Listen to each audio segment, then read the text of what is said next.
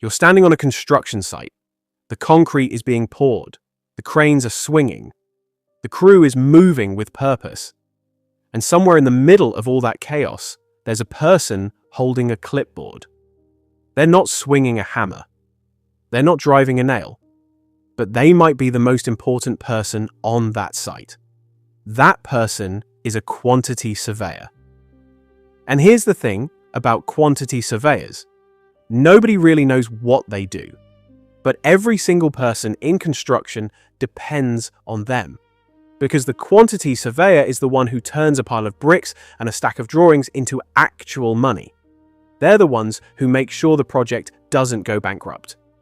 They're the ones who count every nail, every hour, every drop of concrete. They're the accountants of the construction world. But there's so much more than that. So, what does a quantity surveyor actually do? And more importantly, what does it take to become one? Because the path from trainee to commercial manager is one of the most lucrative career ladders in construction, and almost nobody knows about it. Let's start at the beginning. Rank 1 is the trainee quantity surveyor. This is where everyone starts. And if you're a trainee, you're basically a sponge. You're there to absorb everything. You're not making decisions yet. You're watching. You're learning. You're being mentored by someone who's been doing this for years. And your main job is to measure things. A lot of things. You'll spend your days with a digital takeoff tool or a scale ruler, measuring drawings. How many square meters of brickwork? How many linear meters of pipe? How many cubic meters of concrete? You're counting everything, and you're recording everything in a bill of quantities. That's the master document that lists every single item that needs to be built and paid for. As Dr. Andrew Smith from the Royal Institution of Chartered Surveyors once said, the trainee year is the foundation of everything. If you can't measure accurately, you can't cost accurately. And if you can't cost accurately, the project fails before it starts. The trainee is also learning the language. They're learning what a provisional sum is, what a variation order is, what a prime cost sum is. And they're learning that construction is not just about building. It's about managing expectations. It's about managing risk. And it's about managing money. So you start as a trainee, you measure, you learn, you make mistakes, and you get better. And after about 2 years, you're ready for the next step. Rank 2 is the assistant quantity surveyor. This is where you start to actually contribute. You're still measuring, but now you're also helping with cost planning. You're helping the senior surveyor put together budgets. You're preparing tender documents. You're sending out invitations to subcontractors. You're learning how to evaluate bids. And you're starting to understand something crucial. That construction is a game of numbers. And the numbers have to balance. The assistant starts to see the bigger picture. They understand that a project doesn't just have one budget. It has 1,000 mini budgets. Each subcontractor has their own. Each material has its own. And all of them have to fit together. Like a puzzle. And if one piece doesn't fit, the whole thing falls apart. You're also starting to visit sites. You're walking around with a tape measure and a clipboard. You're checking progress against the schedule. You're making sure that what's being built matches what was priced. And you're learning that the site is where the real education happens. Because the drawings show you what's supposed to be built. But the site shows you what's actually happening. And those two things are rarely the same. The assistant also starts to learn about cash flow. They learn about payment applications. They learn about retention money. They learn about how the money actually moves through a project. And they learn that a project can be technically successful and financially bankrupt at the same time. That's a lesson you don't forget. After 3 or 4 years as an assistant, you start to feel confident. You start to feel like you actually know what you're doing. And that's when you realize you don't know anything at all, because now you're moving to rank 3. Rank 3 is the quantity surveyor. Not trainee, not assistant, full surveyor. This is the rank where you're on your own. You're managing your own projects. You're the one responsible. And that responsibility comes with pressure. As a full surveyor, you're preparing the final accounts. You're negotiating with subcontractors. You're managing variations. You're valuing change orders. You're processing claims. And you're doing all of it while keeping the project on budget. Or at least as close to budget as possible. This is where the real money starts to come in. And this is where the real stress starts too. Because you're now the one who has to say no. You're the one who has to tell the project manager that the client can't afford that extra floor. You're the one who has to tell the architect that their beautiful design is going to cost twice what they thought. And you're the one who has to tell the client that their project is over budget and they need to find more money. The full surveyor also starts to become a negotiator. You're sitting across a table from subcontractors who want to charge more. And you have to figure out if they're being reasonable or if they're trying to take advantage. You have to know the market rates. You have to know the labor costs. You have to know the material prices. And you have to know exactly how much everything should cost. Because if you don't, you'll lose the negotiation. And losing the negotiation costs money.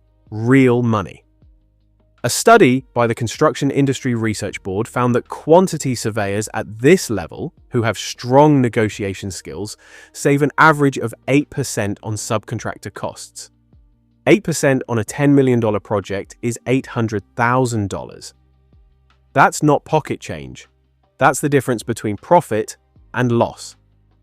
Rank 4 is the senior quantity surveyor. This is where you start to lead. You're not just managing your own projects, you're managing a team of surveyors.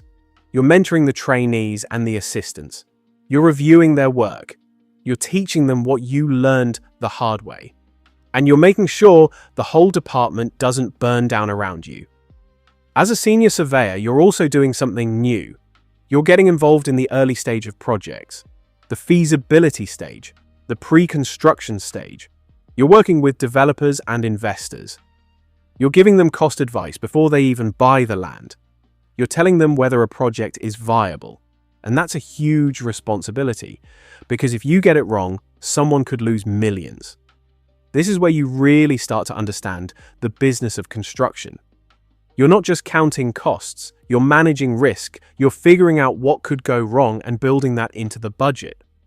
You're thinking about delays, you're thinking about inflation, you're thinking about interest rates.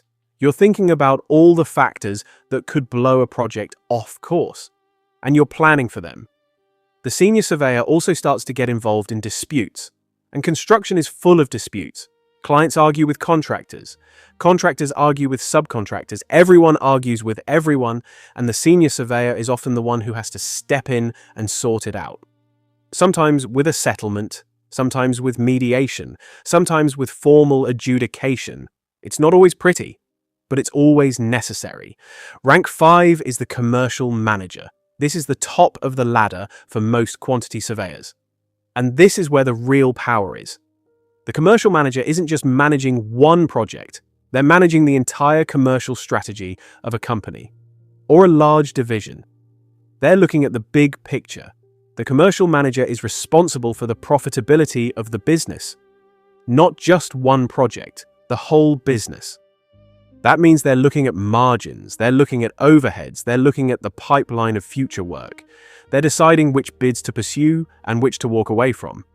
They're managing the cash flow of the entire operation. They're talking to bankers, they're talking to investors, they're making sure the company survives and thrives. This is where the money really is. Commercial managers at large firms can earn well into 6 figures. Sometimes 7 figures with bonuses and profit sharing. But the pressure is also immense. Because if the company loses money, it's not just a bad project, it's your job, and potentially everyone else's too. The commercial manager also represents the company in big negotiations. They're negotiating contracts with clients. They're negotiating settlements on disputes. They're negotiating with joint venture partners. And they're doing it at a level where every percentage point means millions. So, what does it take to go from trainee to commercial manager? It takes time. It takes about 10 to 15 years. It takes continuous learning.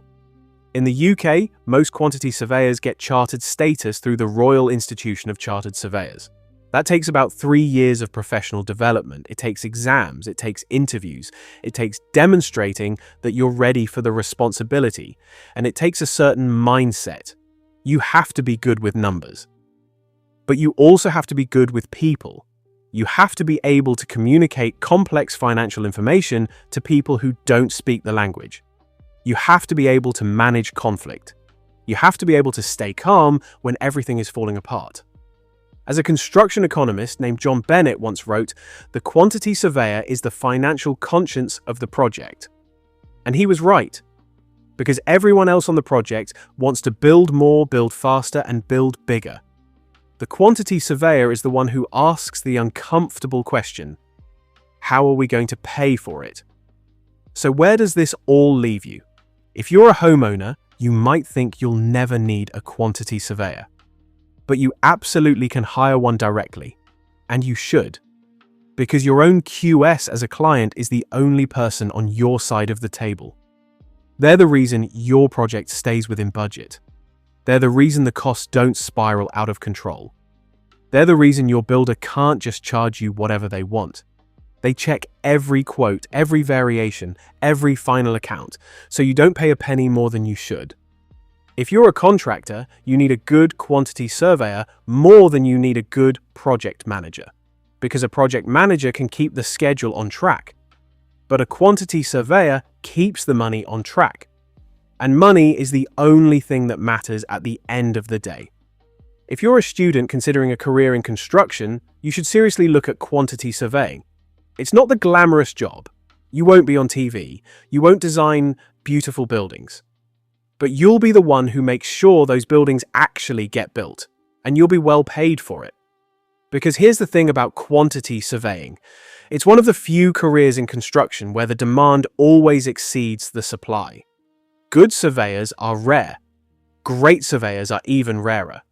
And companies pay a premium for them. So the next time you see a quantity surveyor on a site, the next time you see someone with a clipboard and a reflective vest walking around a project, the next time you wonder what they actually do, you'll know. They're not just counting things. They're making sure the math works. They're making sure the project doesn't collapse under the weight of its own costs. They're making sure that everyone gets paid. And they're making sure that somewhere in all that concrete and steel, there's a profit. Because without a quantity surveyor, construction isn't a business, it's a charity, and nobody builds for charity.